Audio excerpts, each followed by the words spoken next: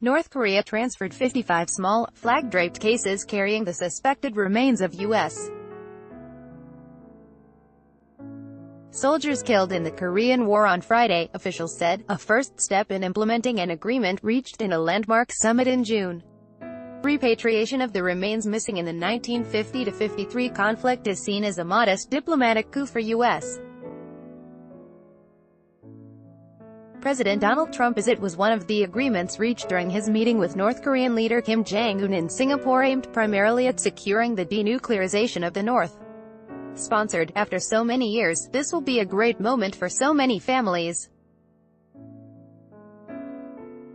Thank you to Kim Jong-un, Trump wrote on Twitter. A White House statement earlier said, "We are encouraged by North Korea's actions and the momentum for positive change." A U.S. military transport plane flew to an airfield in North Korea's northeastern city of Wonsan to bring the remains to Osan Air Base in South Korea, the White House statement said. Soldiers in dress uniforms with white gloves were seen slowly carrying 55 small cases covered with the blue and white UN insignia, placing them one by one in two silver vans waiting on the tarmac in Osan. Straight-backed officers looked on next to the flags of the United States, South Korea and the United Nations. A formal repatriation ceremony would be held at Osan on Wednesday, the White House said.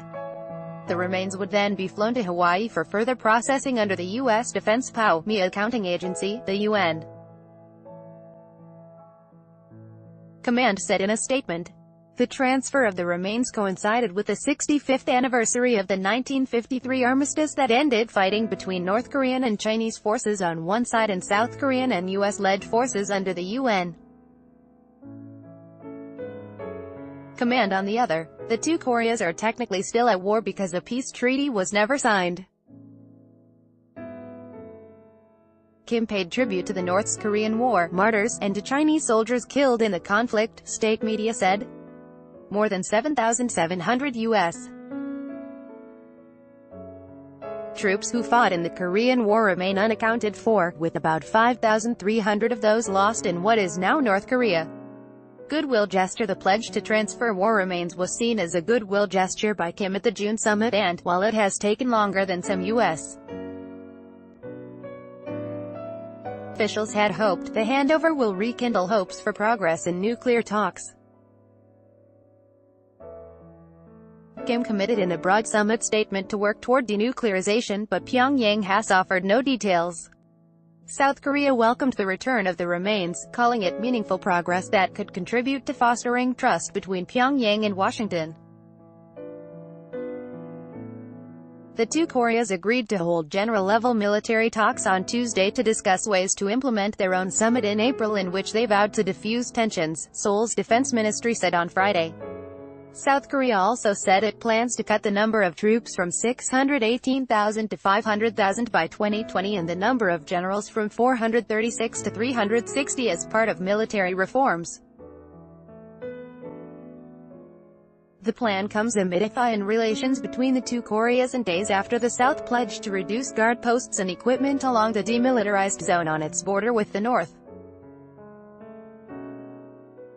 It would spend 270.7 trillion won, $241.8 billion, on the reforms from 2019 to 23, which translates into a 7.5% rise in its annual defense budget, the ministry said in a statement.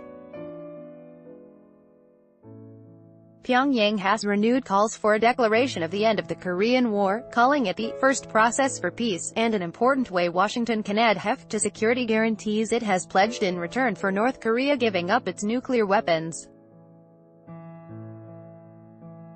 The U.S. State Department says Washington is committed to building a peace mechanism to replace the armistice when North Korea has denuclearized. U.S.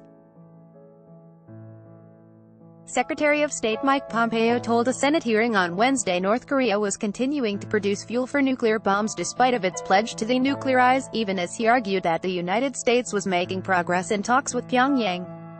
Pompeo said North Korea had begun to dismantle a missile test site, something Kim also promised in Singapore, and called it a good thing, steps forward. However, he said Kim needed to follow through on his summit commitments to denuclearize. The UN Security Council has unanimously boosted sanctions on North Korea since 2006 in a bid to choke off funding for Pyongyang's nuclear and ballistic missile programs, banning luxury goods said to include recreational sports equipment. The United States has blocked a request by the International Olympic Committee to transfer sports equipment to North Korea so its athletes can participate in the Olympic Games, United Nations diplomats said on Thursday.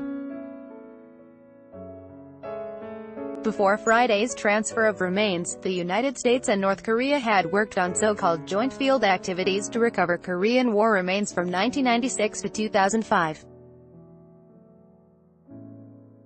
Washington halted those operations, citing concerns about the safety of its personnel as Pyongyang stepped up its nuclear program. More than 400 caskets of remains found in North Korea were returned to the United States between the 1990s and 2005, with the bodies of some 330 other Americans also accounted for, according to the Defense POW accounting agency. Pentagon officials have said discussions with North Korea have included resuming field operations in the north to recover remains.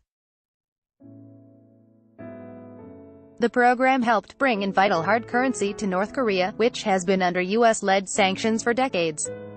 However, reviving it could complicate U.S. efforts to persuade countries around the world to maintain economic pressure on Pyongyang over its ballistic and nuclear programs. Reporting by Eric Beach and David Brunstrom in Washington and Joyce Lee in Seoul. Additional reporting by Hyun Hee Shin in Seoul. Editing by Mohammed Zargam, Paul Tate and Nick McPhee.